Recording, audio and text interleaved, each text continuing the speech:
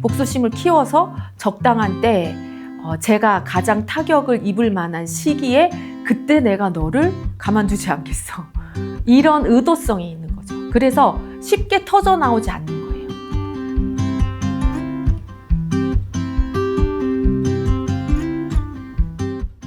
안녕하세요. 영채마을 식구 여러분. 영채마을 스텝 김영희입니다. 오늘은 제가 청산하고 있는 복수빙의에 대해서 좀 이야기를 나눠보려고 하는데요. 제 복수빙의의 대상은 바로 저희 어머니입니다. 제가 가장 사랑하고 또 상처받았다고 느껴서 증오하게 된 대상인데요. 사실은 이번에 헤라님한테 제 복수빙의가 이제 들통이 나면서 내가 엄마에 대해서 미움 살기로 되게 청산을 많이 했는데 그동안 왜 이 마음을 복수심으로는 인식을 못 해봤을까? 그런 의문이 들었어요. 근데 청산을 해보니까 그 원인을 복수빙의의 특징과 연관 지어서 몇 가지를 알게 됐는데요. 그 이야기를 좀 해보려고 합니다. 일단 첫 번째 원인은요. 제가 복수심에 대해서 머리로 규정을 하고 있었던 것 같아요. 그 복수심이라는 거는 피해자, 가해자가 현실에서 아주 극명하게 나타날 때, 그럴 때나 복수심이라는 게 생길 거다. 이렇게 머리로 생각하고 있었던 거죠.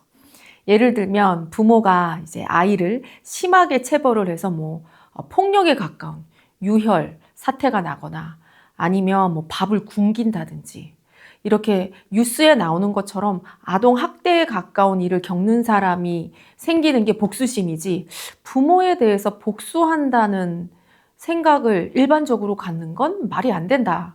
이렇게 머리로 생각을 하고 있었던 것 같아요. 그리고 두 번째는 저희 어머니가 저를 훈육을 할 때 엄마가 혼내는 걸 너는 이렇게 못 받아들이니 너가 이상한 거다. 라는 이야기를 하셨을 때 제 안에서 올라오는 복수심을 제가 수치 주고 잘못된 거라고 이렇게 또 머리로 눌렀던 것 같아요. 그러면서 복수심은 점점 쌓여갔는데 제가 수행을 하면서 한 가지 특이한 점은 일상생활을 하거나 명상할 때도 그렇고 갑자기 이렇게 올라오고 느껴지는 그 가해자 에너지가 있어요. 아주 심한 가해자 에너지가 이쪽 상체랑 머리 쪽에 이렇게 있는데 이게 막상 풀려고 하면 잘 올라오지가 않고 어쩌다가 심하게 누구랑 이제 부딪혔을 때 그때 이제 잠깐 올라왔다가 내려가는데 이게 도대체 왜 생겼고 이게 뿌리가 뭘까 이런 걸 생각을 해봐도 잘 모르겠는 거예요. 그리고 엄마하고 대면했을 때 제가 수행을 하면서도 엄마랑 부딪힌 적이 있으니까 막상 엄마한테 어떤 말을 하려고 할 때 제 입장을 대변하거나 화가 난다 이런 걸 표현하려고 할 때 이게 말문이 막히면서 표현이 잘 안 될 때가 있어요. 그리고 엄마로 투사되는 여자 도반들하고 이야기를 할 때 진짜 내가 많이 피해를 봤다고 생각해서 항의하고 싶을 때 오히려 더 말문이 막혀버리는, 그래서 내가 왜 이럴까 이걸 생각을 했는데 그게 복수심이더라고요. 그러니까 제 버려왔던 복수심이 너무 크니까 이게 한꺼번에 올라올 때 주체가 안 되니까 오히려 이걸 더 숨긴다고 해야 되나? 더 억압하게 된다고 해야 되나? 그랬던 것 같아요. 그런데 이거를 이번에 엄마에 대한 복수심으로 인식을 해보니까 그 잠재되어 있던 가해자 에너지가 미친 듯이 나가는 거예요. 풀어내기를 할 때. 그래서 제가 이 에너지가 내가 버린 복수심의 가해자 에너지였구나.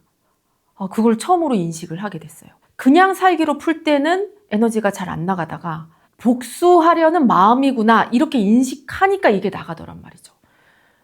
그래서 이 복수심 에너지는 풀어내기를 하면서 나갈 때 어떻게 인식이 되냐면 일단 당했다는 피해자 마음을 먼저 인식하고 그래서 복수하려는 마음, 피해자 가해자가 이렇게 순환되는 그런 형태로 인식이 되면서 청산이 되더라고요. 아마도 이 복수심이 너무 크니까 제가 엄마한테 표현을 제대로 못했던 것 같아요.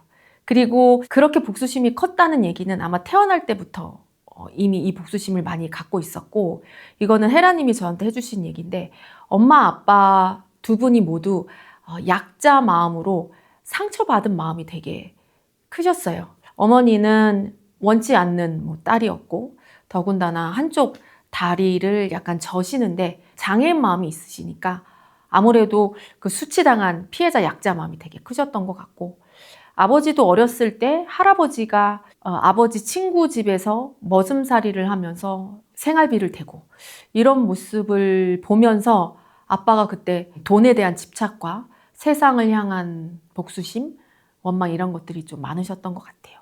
그리고 군대에서도 되게 폭력을 많이 당하셨다고 들었는데, 그런 엄마 아빠의 아픈 마음들, 세상 사람들한테 되게 상처받고 수치당한 아픈 마음들이 있어서 그게 마음의 씨앗으로 갖고 태어났던 것 같아요. 그래서 저는 엄마가 어떤 얘기를 하면 그게 되게 가슴에 오래 남는 스타일이었거든요. 그래서 아침에 엄마가 혼을 내면 그 아픈 게 웬만해선 사라지지 않고요. 하루 종일 엄마에 대한 생각만 했어요. 어떻게 보면 미친 집착인 거죠. 그래서 엄마 흉을 막 노트에다가 이렇게 막 썼다가 그게 발각이 돼서 막 이제 엄마한테 엄청 혼날까봐 찢어가지고 제가 불에 태웠던 적도 있어요. 그러니까 제가 상처받았을 때 올라오는 복수심에 대해서 제대로 인식을 못하고 그 올라오는 복수심이 이상하다고 하면서 버리면서 복수심이 커졌던 것 같아요.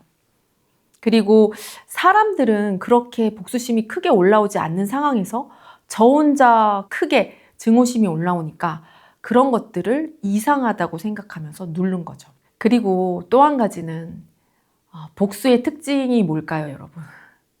복수는 의도성이 있고 목적성이 있어요. 그러니까 내가 꼭 복수하고 말겠어, 언젠가는. 이런 먹은 마음이 있는 거죠. 그러니까 어떤 상황에서 우발적으로 내가 화가 나서 그냥 자연스럽게 표현하는 게 목적이 아니에요. 얘는 기회를 노리고 때를 노리는 마음이에요.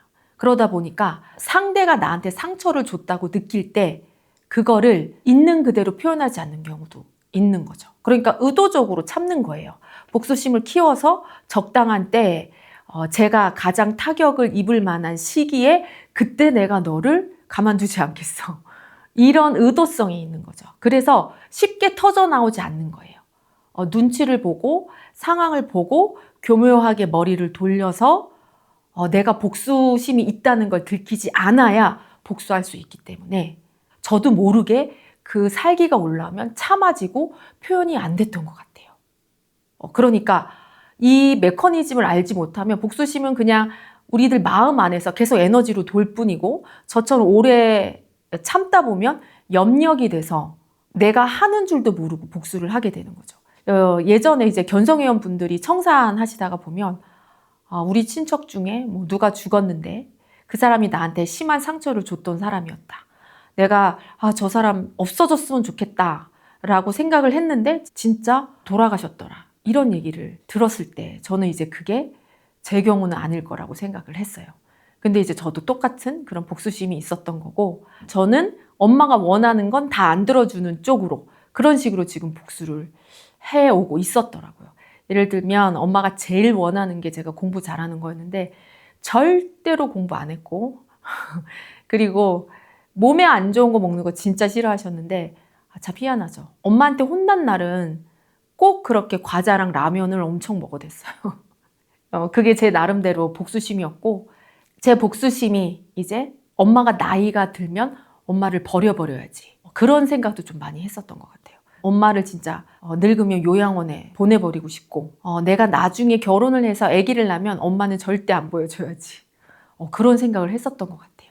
근데 그런 생각이 들 때 그거를 복수심으로 인식을 했으면 이렇게 마음이 쌓이지 않았을 텐데 그냥 그런 생각들이 표면에 떠올랐다가 그냥 사라지는 이거를 반복했던 것 같습니다. 그리고 제 복수빙의의 대상이 어머니잖아요. 그래서 제 복수빙의의 특징은 사랑과 증오심이 매우 극단적으로 나타난다.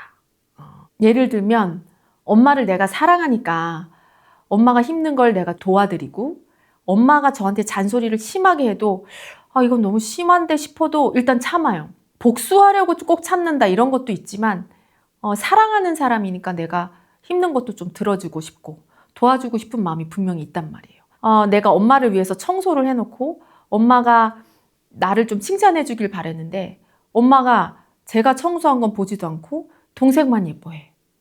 그러면 제 무의식 속에서 그냥 칼을 들고 엄마를 죽여버리고 싶은 그런 아주 심한 증오심이 있더라고요. 이건 거의 정신병자 수준인데? 그 스토커 있잖아요.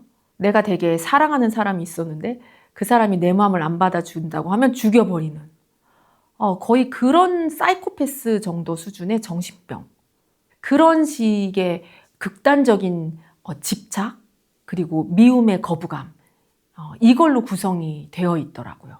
아마 저도 오랜 시간 동안 어머니한테 심하게 지배당하고 마음을 이해받지 못하면서 이런 감정들이 생긴 것 같은데 제가 청산하면서도 참 놀랍다. 그런 생각이 들어요. 그래서 내가 가장 사랑하는 사람이 내 복수빙의의 대상이 될 수 있다. 그리고 복수빙의가 될 수 있는 상황을 저의 경우를 돌이켜서 생각을 해보면 표현을 잘 못하는 경우. 특히 내가 하기 싫다.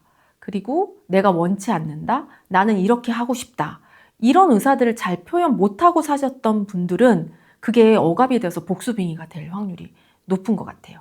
이 에고라는 게 자기 뜻이 그 청산되기 전까지는 있는 건데 내 뜻대로 하고 싶은 마음을 되게 억압당하면서 부모의 말대로 일방적으로 많이 따라갔던 분들, 그분들은 속에 표현하지 못한 복수빙의가 있을 확률이 진짜 많습니다. 네. 오늘 제가 말씀드렸던 복수빙의의 특징을 한번 참고하셔서요. 여러분들도 본인 안에 있는 복수심에 대해서 챙겨보실 수 있는 그런 기회가 됐으면 좋겠습니다.